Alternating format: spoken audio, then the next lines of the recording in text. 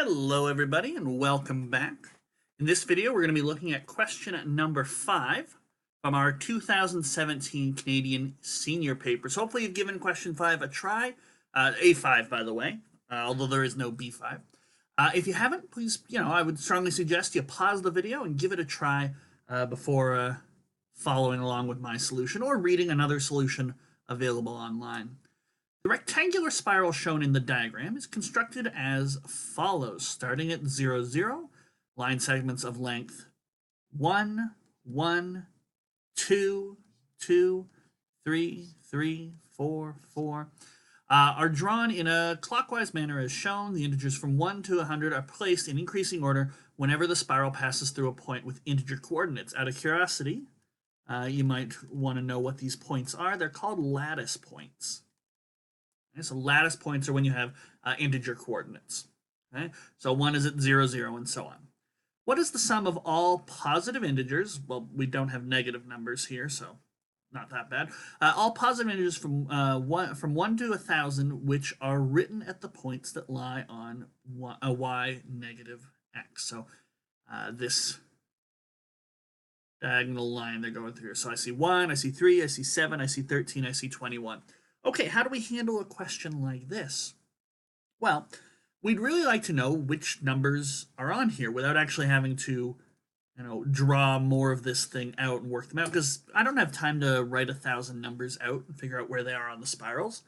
And to be honest, I would probably mess that up at least somehow. Maybe just one number just in the wrong spot as it gets really, really big. So, all right, is there a better way to figure out what numbers we've got on y equals negative x? Now, one thing we could try to shoot for is to figure out a formula that says, oh, you want to figure out the number that's at 1, 1, you do this, you do this, you do this, and suddenly you get a 9. I don't think there's going to be an expression like that, just because, well, sort of each segment has its own direction, and I think that would affect the formulas that you would get. What might be possible instead would be some formula that says 9 and then gives you the 1, 1 that might be a little easier, and then we're looking for things that lie on n negative n, where n could be positive, negative, or 0. But I don't think we could get some sort of formula like that. It's possible, maybe somebody out there can find something like that, but I don't think so. So instead, how do we approach this? Well, we look for patterns, as we so often do in math, and we try and figure out which numbers we're going to want. So just as we're doing this, notice that we get a 1, a 3, a 7. Do I notice any pattern with these numbers? Not quite, although we can draw a few more out. Things I'm noticing, once I've completed a square, I get a 9. And when I completed my first little square, I got a 4. These square numbers are kind of interesting. And the next square will be completed down here, so I can predict that's going to be a 16. So I'm starting to get a sense of this shape here. There's a 13 there, 12, 11, 10. So I notice get these squares.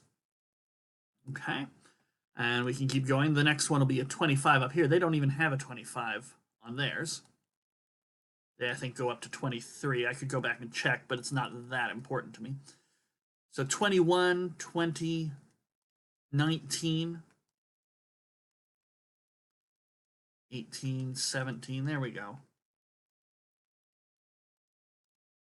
And once again, you complete a full square, you get this nice little 25 here.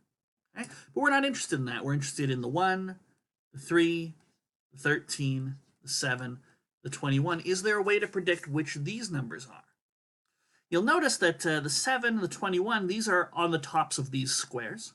21 is 25 minus 4. It's the next highest square, 5 squared minus 4. 7 is 3 squared minus 2.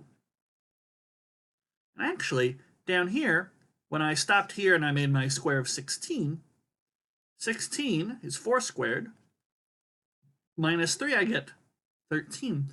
So it looks like the numbers on the diagonal appear to be squares. I'm going to write it like this, minus 1 less. So 5 squared minus 4. 4 squared minus 3, 3 squared minus 2, 2 squared minus 1, 1 squared minus 0. That's not the only way we could approach this. We could instead say, all right, how do you get from 7 from the next square? You'd go up by 3. So an alternative expression would be something like this, n squared plus n plus 1. Right? That's another expression, and these happen to be the same expression. You can show that that's true because n plus 1 squared is n squared plus 2n plus 1. And you subtract n from both sides. You'll just be left with n squared plus n plus 1. So you could actually notice either one, and it turns out that, yeah, all these numbers are going to work out like that, because as soon as I finish a square, the next number that I'm shooting for is the length of that square, and then one more. And then the next time I finish a square, this would be 36. To get the next spot on this diagonal, you'd have to go up by the length of that square that we've made, so that'd be 6, and then up one more, and that'd be 7. So that'd be 36, or 6 squared plus 7. Okay? So actually, I think this one might be a bit more natural to see, but I happen to see the other one first. But all right, so the numbers that look like this, for n equals 1 up to, well, I don't know how far we'd have to go. When do you hit 1,000? Okay, we'll work that in a moment. Now, we're working all this out. Just a quick reminder, this is A5. You don't actually have to write any of this out. You don't have to justify what you're doing in the A-part questions. So, it's not a written question. You don't need to explain this pattern or why it works. The only reason I bothered to is because I'm trying to explain to you why it works. So that if you see a similar spiral question in the future, you can handle it. So I need to add up all the numbers. It looks like n squared plus n plus 1 from n equals 0, because that if I put n equals 0 in there, I'll get that first 1. Then n equals 1, you'll get 3. N equals 2, you'll get 7. To what? Well, what's the nearest square? Like, squares are the biggest thing here. What's the nearest square to 1,000? So the square root of 1,000 is 31. So if I try 31 squared plus 31 plus 1, or 31 squared plus 32, I'll get 993. I can see that's the biggest we're going to get. 32 squared would be too much.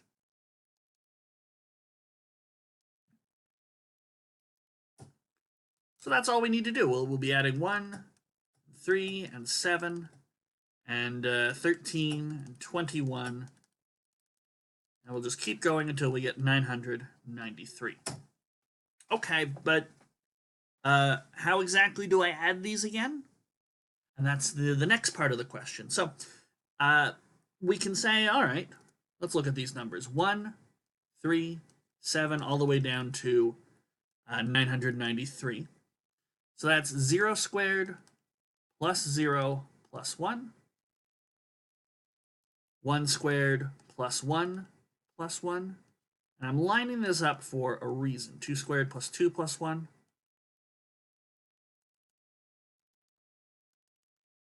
All the way down to 31 squared plus 31 plus 1. So, if I take a look over here, how many 1s have I got? Well, this is n equals 0 all the way down to n equals 31. That's 32 numbers. It would be 31 numbers if we went from 1 to 31, but then we also have to count this 0. So if we're adding all this up, just adding this column is 32. Okay. What about the next column here? Well, you're adding 0 plus 1. The zeros don't really matter at this point, so you can ignore them. What we're really doing is adding 1 plus 2 plus all the way up to 31. Well, there's a formula for that. And if we go over here, ignoring the 0 squared, because that's just 0, we're adding up the sum of squares up to 31 squared. And there's a formula for that too, which is great. I mean, you could just grab your calculator and do 1 squared plus 2 squared.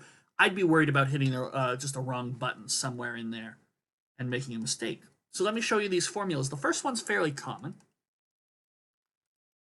So if you're adding up the first so many numbers, numbers, not squares, the formula is n times n plus 1 all over 2. And you can check this out. It works for small values, and you can believe it works for larger ones. Now, if we add up the sum of squares, there's a formula for that. N times n plus 1 times 2n plus 1 all over 6. This one's a little less known, but it's still important, and we're about to use it. And you can check it works for small ones. You know, make n equal to 2. We know the answer should be 1 plus 4, 5. 2 times 3 is 6, times 2 times 2 plus 1 is 5, so 6 times 5, 30 over 6 would be 5. And you can check it out. The next one will be 14 when n is 3. 3 times 4 is 12, times 7 is 84, divided by 6 is indeed 14. Okay, so what do we need? We need 32 plus 31 times 32 all over 2, plus 31 times 32 times, so n is 31. 31 times 2 is 62, plus 1 is 63. And now I just work this out. 32, quickly grab the calculator. 31 times 32 over 2 is 496, which is a perfect number. And 31 times 32 times 63 divided by 6 is 10,416. Add them all up, and we get a total of 10,944. And that's all that's required. We really just need that final answer, put it in the box provided, and there we go. We've done A5 there. Okay, so that was question A5. Up next, we just have one more to go in part A. This is A6 here. We'll take a look at that next time. Fair warning, A6 is one of the hard. It's usually the second hardest I find on the senior paper. So give it a bit of a try before joining me as we finish off part A in the next video. Take care.